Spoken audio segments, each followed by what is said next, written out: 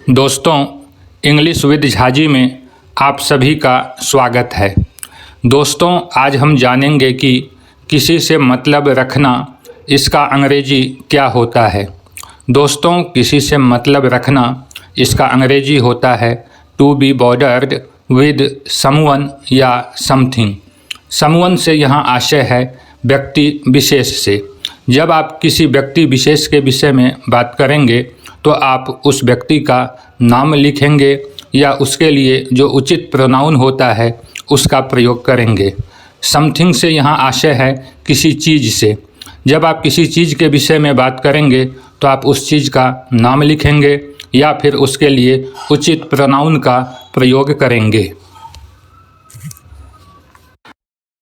दोस्तों, to be bothered with से बनने वाले जो अंग्रेजी के वाक्य होते हैं उसका स्ट्रक्चर कैसा होगा इसके विषय में जानना आवश्यक है।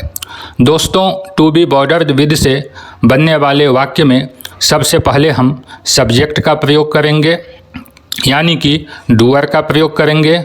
उसके बाद टू बी यानी कि टू बी का जो रूप होता है हम उसका प्रयोग करेंगे। यदि हमारा वाक्य प्रेजेंट टेंस से संबंधित है तो हम एम, इज, आर इनमें से किसी एक का डूअर के अनुसार प्रयोग करेंगे।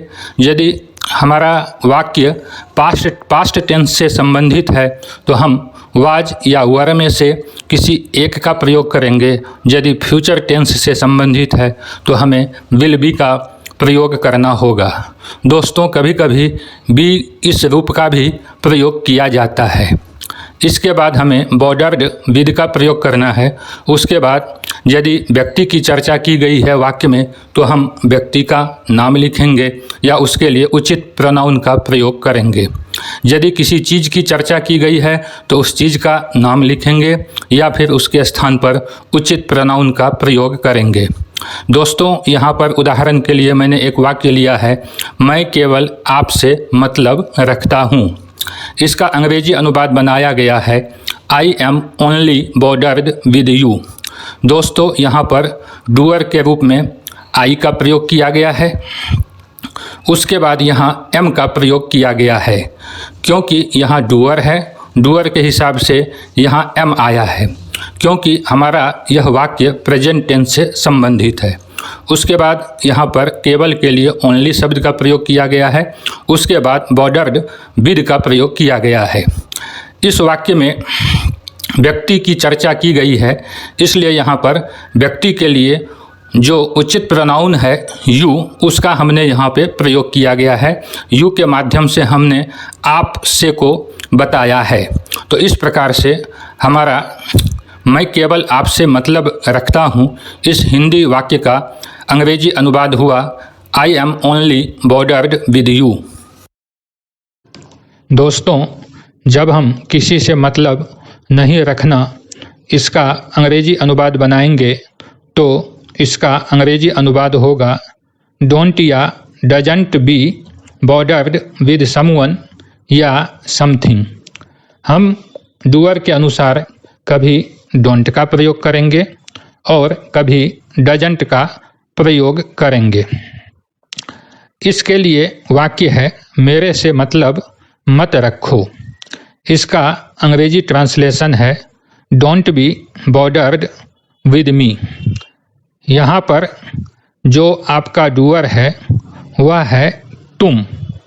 तुम के लिए हम अंग्रेजी में यू का प्रयोग करते हैं, जिसको यहाँ पर प्रदर्शित नहीं किया गया है, लेकिन यू डूअर को ध्यान में रखते हुए यहाँ पर डोंट का प्रयोग किया गया है और अंग्रेजी वाक्य बना है don't be bothered with me, अर्थात मेरे से मतलब मत रखो।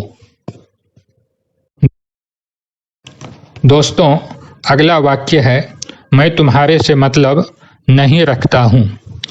इसका ट्रांसलेशन किया गया है I am not bothered with you. दोस्तों, यहाँ पर डूअर के रूप में एम का प्रयोग किया गया है।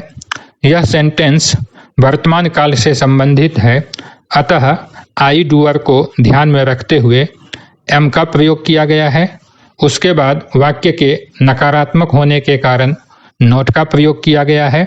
उसके बाद बॉर्डर्ड विद का प्रयोग किया गया है और तुम्हारे के लिए यू का प्रयोग किया गया है और इस तरह से वाक्य बना I am not bothered with you, अर्थात मैं तुम्हारे से मतलब नहीं रखता हूँ।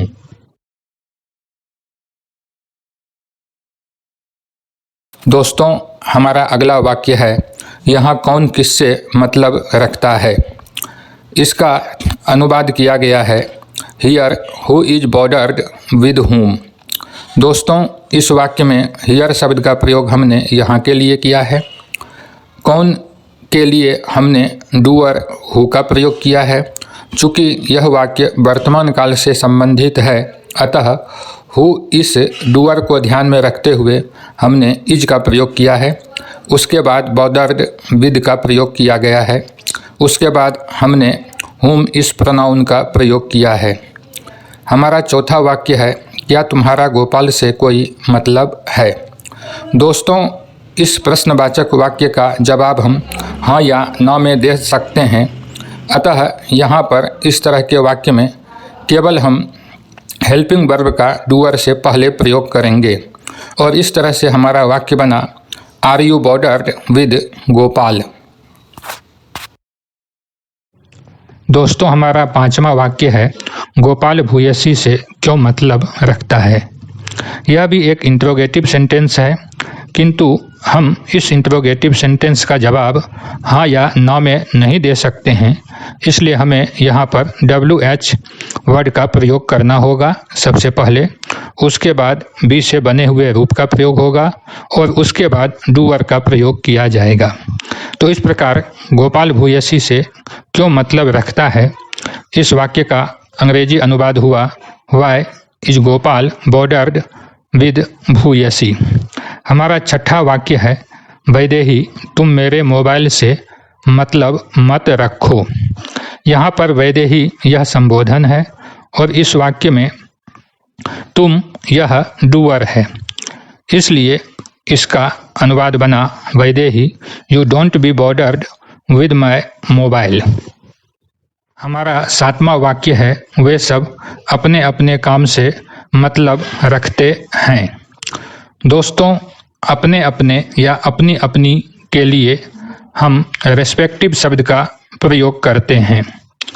इस तरह से इस हिंदी वाक्य का अंग्रेजी ट्रांसलेशन हुआ they are bothered with their respective mobiles. दोस्तों, आठवां वाक्य है मैंने हमेशा अपने काम से मतलब रखा। दोस्तों, यह वाक्य पास्ट टेंस से संबंधित है, इसलिए यहाँ पर बी का रूप वाज का प्रयोग किया गया है और अंग्रेजी ट्रांसलेशन हुआ इस वाक्य का I was always bothered with my work. अगला वाक्य है हमें अपने अपने काम से मतलब रखना चाहिए। इस वाक्य में सजेशन दिया गया है, इसलिए इस वाक्य का अंग्रेजी ट्रांसलेशन करने के लिए हमें शुड का प्रयोग करना चाहिए। शुड का प्रयोग करते हुए इस वाक्य का हम अंग्रेजी ट्रांसलेशन इस प्रकार से करेंगे we should be bothered with our respective works. अंतिम एवं 10वां वाक्य है हम अपने अपने काम से मतलब रखना चाहेंगे।